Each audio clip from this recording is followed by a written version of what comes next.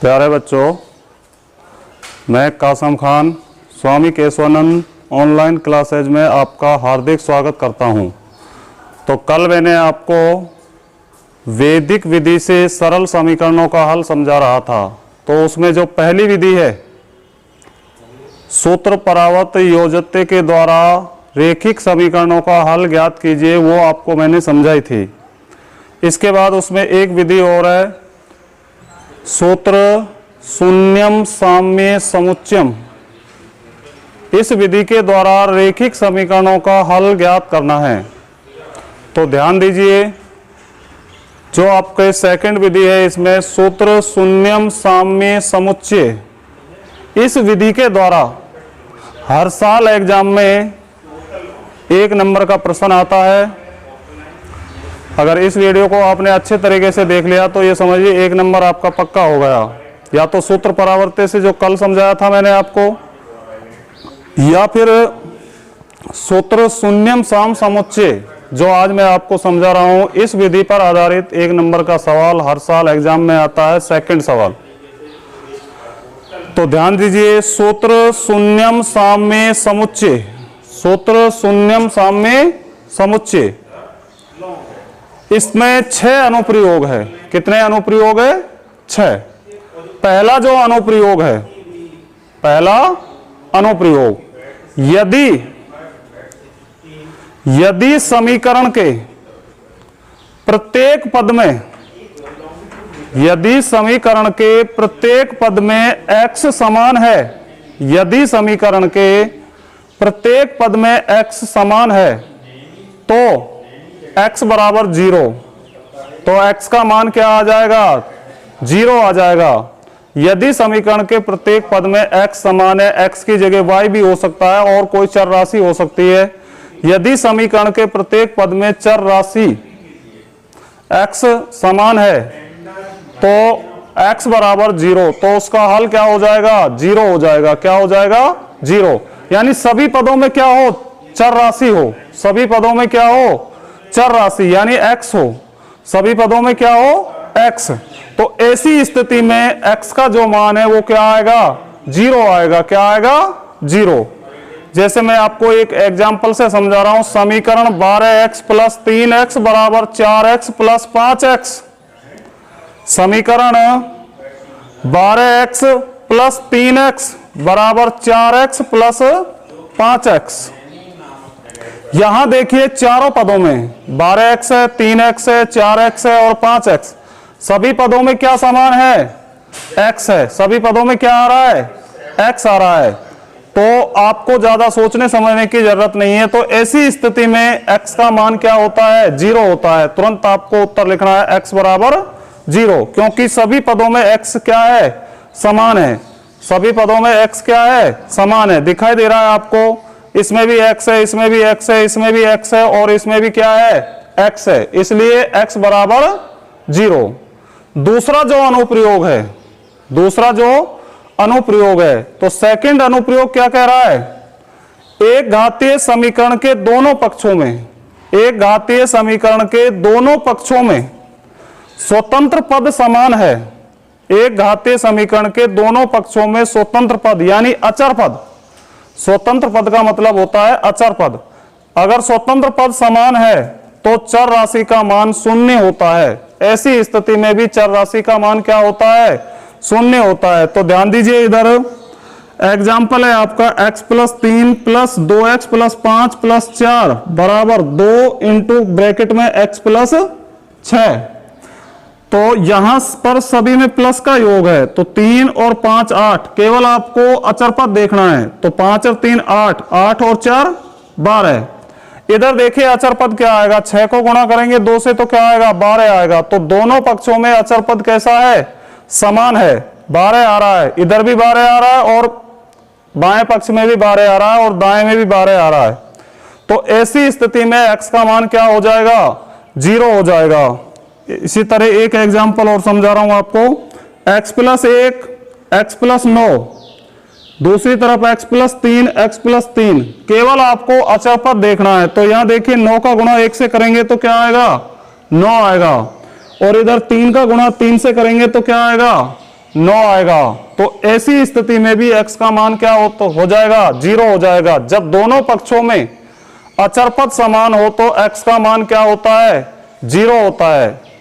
तो पहला अनुप्रयोग आपको मैंने समझाया है, सेकंड अनुप्रयोग आपको समझाया है। अब मैं समझा रहा हूं आपको तीसरा अनुप्रयोग।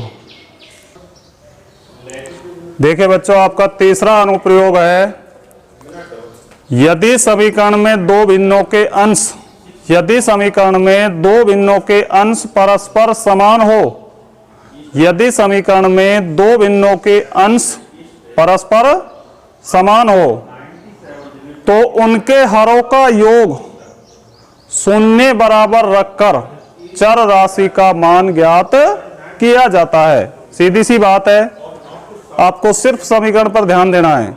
यदि समीकरण के दो भिन्नों के अंश परस्पर समान हो, यदि समीकरण के दो भिन्नों के अंश परस्पर समान हो तो चर राशि का मान शून्य के बराबर रखकर ज्ञात किया जाता है। तो देखिए example, 1/x plus A, 1/x plus A plus 1/x plus B बराबर 0, यह आपकी समीकरण है। यहां आप क्या देख रहे हो, दोनों भिन्नों के अंश कैसे है, समान है। चूंकि दोनों भिन्नों के अंश समान है, इसलिए हरों का योग हम किसके बराबर कर देंगे, 0 के बराबर कर देंगे। दोनों भिन्नों के अंश कैसे है, समान है, इसलिए हरों का योग किसके बराबर करेंगे, 0 के बराबर करेंगे। तो हर क्या है इनके, x plus A plus x plus B बराबर 0। तो दोनों हरों का योग 0 के बराबर कर दिया। x और x कितने हो गए, 2x हो गए, प्लस a प्लस b बराबर 0, या 2x इसको इधर ले जाओ तो माइनस में a हो जाएगा और b भी माइनस में हो जाएगा, यानी 2x बराबर माइनस कॉमन ले लिया a प्लस b, या x बराबर माइनस a प्लस b बटा 2। तो x का मान क्या आ जाएगा, माइनस a प्लस b बटा 2। दोनों भिन्नों के अंश कैसे है, समान है। और ये जो अनुप्रयोग कहता है, यदि समीकरण के दोनों भिन्नों के अंश परस्पर समान है तो उनके हरों का योग हम किसके बराबर रखते हैं, 0 के बराबर रखते हैं। तो यहां पर मैं आपको यही समझा रहा हूं, यहां दोनों भिन्नों के अंश क्या है, समान है, एक एक समान है, इसलिए हरों का योग 0 के बराबर कर दीजिए। हर क्या है इसके, x plus A plus x plus B, x और x को जोड़ा कितने हो गए, 2x, a प्लस बी, इनको इधर पक्षांतरण कर लीजिए, माइनस में हो जाएंगे, माइनस कॉमन ले लो, a प्लस बी, तो x की वैल्यू आ जाएगी माइनस a प्लस बी बटा 2। इस तरह से ही आपको एक सवाल और समझा रहा हूं इसी उदाहरण पर आधारित, तो ध्यान दीजिए। इसी उदाहरण पर आधारित मैं आपको एक सवाल और बता रहा हूं।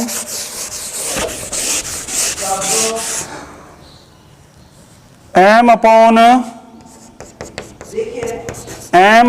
2x plus 1 plus m upon 3x plus 4 बराबर 0। यहां दोनों भिन्नों के अंश, चूंकि दोनों भिन्नों के अंश m समान है, इसलिए हरों का योग किसके बराबर करेंगे, 0 के बराबर करेंगे। हर क्या है यहां पर, 2x plus 1 plus 3x plus 4 बराबर 0, या 2x और 3x कितने हो गए, 5x, 4 और 1 5 बराबर 0, या 5x, 5 को इधर ले जाइए तो क्या हो जाएगा -5, और x बराबर -5/5 यानी -1। तो देखिए जो सवाल है m/2x + 1 + m/3x + 4 बराबर 0। चूंकि दोनों भिन्नों के अंश समान है, क्या समान है, m समान है, इसलिए हरों का योग किसके बराबर करेंगे, 0 के बराबर करेंगे। तो 2x + 1 + 3x + 4 हरों का योग 0 के बराबर कर दिया, तो 5x + 5 बराबर 0 या 5x बराबर -5 और x बराबर -5 में 5 का भाग दे दिया -1। अगला अनुप्रयोग है चौथा अनुप्रयोग। यदि समीकरण के दोनों पक्षों के अंशों का योग तथा उसके दोनों हरों का योग परस्पर समान हो।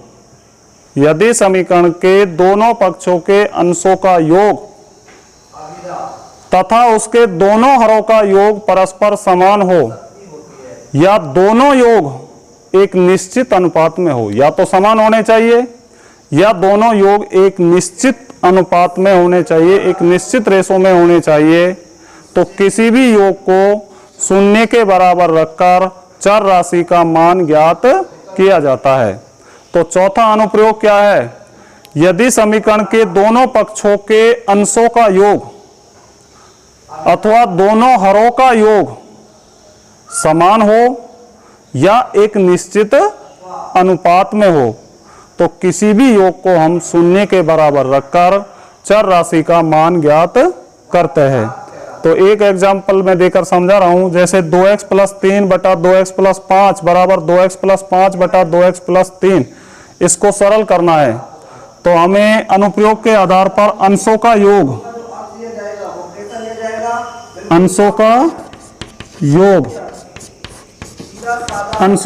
करो, दोनों पक्षों के अंशों का योग। 2x + 3 + 2x + 5 बराबर 4x + 8। हरों का योग, तो हरों का योग करिए 2x + 5 + 2x + 3 बराबर 4x + 8। अंशों का योग भी 4x + 8 आ रहा है और हरों का योग भी क्या आ रहा है, 4x + 8 आ रहा है। तो नीचे लिख देना, चूंकि दोनों योग समान है, इसलिए किसी भी योग को 0 के बराबर कर दीजिए। 4x + 8 बराबर 0, 4x 8 को इधर ले जाओ -8, तो x बराबर आ जाएगा -8/4 बराबर -2। तो x का मान क्या आ जाएगा, -2।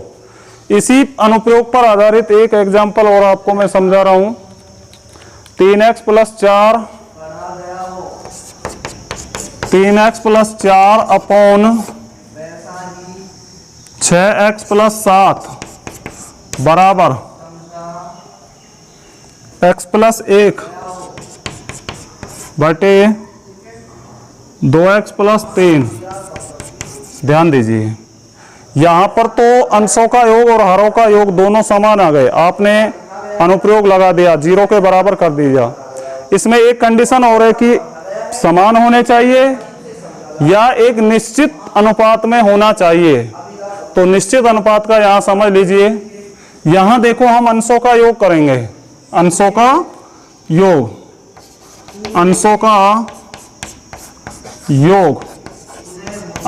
योग करेंगे। 3x + 4 + x + 1, 3x में एक x जोड़ो कितने हो गए, 4x, 4 में एक जोड़ो कितने हो गए, 5। हरों का योग, तो हरों का योग करिए 6x + 7 2x + 3, 6x + 7 + 2x + 3। तो योग करिए 6x और 2x कितने हो गए, 8x, 7 और 3 10, यहाँ 2 कॉमन ले लीजिए तो 4x प्लस 5। अब दोनों योग जो है एक निश्चित अनुपात में आ रहे हैं, चूंकि अंशों का योग अनुपात हरों का योग बराबर 1:2, यानी अंशों के योग और हरों के योग में कितना अनुपात आ रहा है? 1:2 आ रहा है। अंशों का योग और हरों के योग में कितना अनुपात आ रहा है? 1:2। तो हमारा जो सूत्र है, हमारा जो अनुप्रयोग है वो यही कहता है अंशों का योग और हरों का योग दोनों समान होने चाहिए या फिर एक निश्चित अनुपात में होने चाहिए। तो किसी भी योग को हम किसके बराबर रख देंगे? 0 के बराबर रख देंगे। तो सूत्रानुसार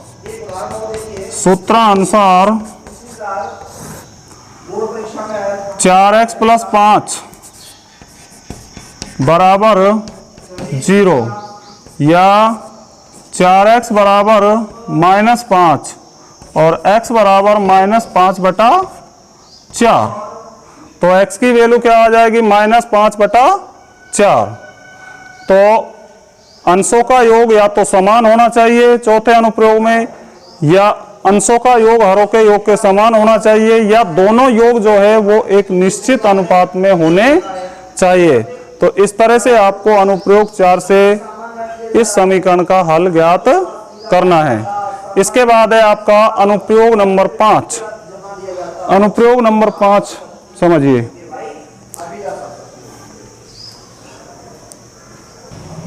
हाँ तो बच्चों, आपका जो 5वां अनुप्रयोग है, यदि समीकरण के एक पक्ष के अंश और हर का अंतर, यदि समीकरण के LHS के अंश और हर यानी जो उसका बायां पक्ष है उसके अंश और हर का अंतर दूसरे पक्ष यानी दाएं पक्ष के अंश और हर के अंतर के समान हो, अथवा दोनों अंतर एक निश्चित अनुपात में हो, अथवा दोनों अंतर एक निश्चित अनुपात में हो, तो किसी भी अंतर को 0 के बराबर रखकर आप चर राशि का मान निकाल लीजिए।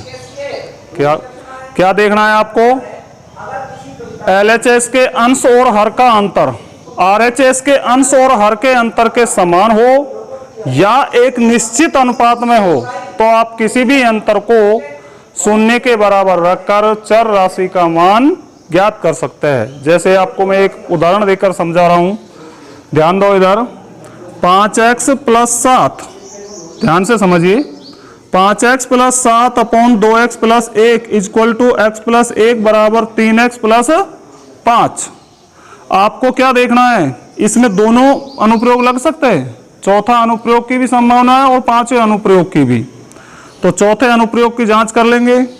5 और 1 6, 7 और 1 8, 3 और 2 5, तो यहाँ 6 हो रहा है, यहाँ 5 हो रहा है, यही अंतर, वो योग समान नहीं है, तो चौथा अनुप्रयोग तो इसमें लगेगा नहीं।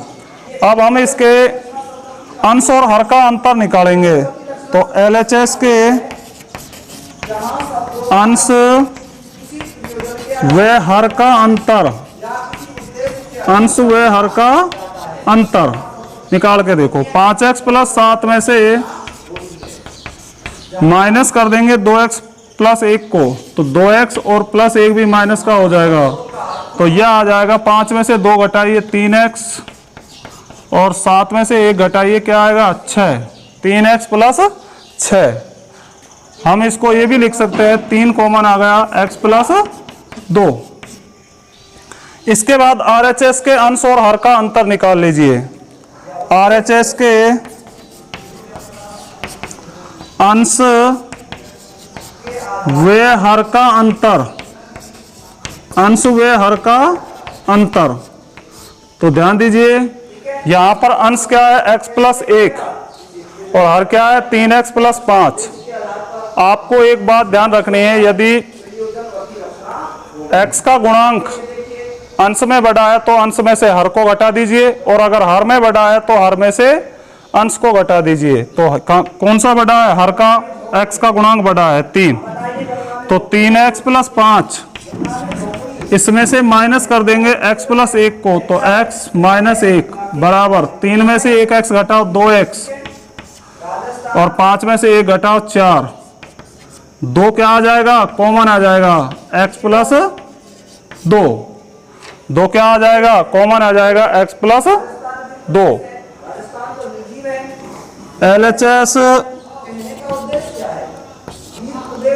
LHS का अंतर, LHS के अंश व हर का अंतर अनुपात RHS के अंश व हर का अंतर, हर का अंतर, दोनों अंतर देखिए एक निश्चित अनुपात में है, बराबर तो नहीं है। यहाँ तो आ रहा 3x प्लस 6, यहाँ आ रहा 2x प्लस 4, लेकिन दोनों एक निश्चित अनुपात में है, तो अनुपात क्या आ जाएगा, 3:2। अब आप किसी भी अंतर को शून्य के बराबर रखकर इसका मान निकाल लीजिए। किसी भी अंतर को किसके बराबर रख देंगे, शून्य के बराबर रख देंगे, तो रख दीजिए 3x प्लस 6 सूत्रानुसार 3x प्लस 6 बराबर रख दिया 0 के, तो 3x बराबर 6 को इधर ले जाइए -6 और x बराबर -6/3 यानी -2, तो x की वैल्यू क्या आ जाएगी, -2 आ जाएगी।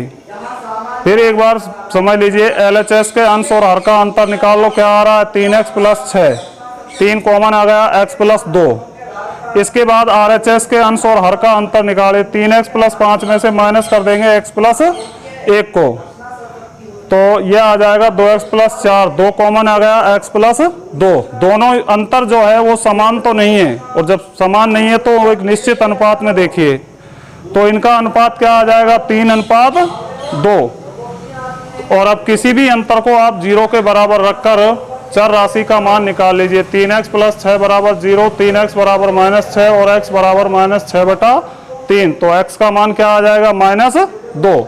इसके बाद जो अनुप्रयोग है आपका लास्ट अनुप्रयोग, षष्ठ अनुप्रयोग यानी छठा अनुप्रयोग, सबसे इंपॉर्टेंट अनुप्रयोग है, इसी पर आधारित सवाल आने की पूरी संभावना है। यदि किसी समीकरण के प्रत्येक पक्ष में 2 पद हो, यदि समीकरण के प्रत्येक पक्ष में कितने पद हो, 2 पद हो, और पद का प्रत्येक अंश परस्पर समान हो, यदि समीकरण के प्रत्येक पक्ष में 2 पद हो, प्रत्येक पद का अंश समान हो, तथा वाम पक्ष के हरों का योग दक्षिण पक्ष के हरों के योग के बराबर हो, LHS के हरों का योग RHS के हरों के योग के बराबर हो, तो इस योग को शून्य के बराबर रखकर चर राशि का मान ज्ञात किया जाता है। जैसे ये आपका उदाहरण है, 1/x plus 7 plus 1/x plus 9 बराबर 1/x plus 6 plus 1/x plus 10। इसको हम हल करके देखेंगे, इसको हल करेंगे तो चूंकि सभी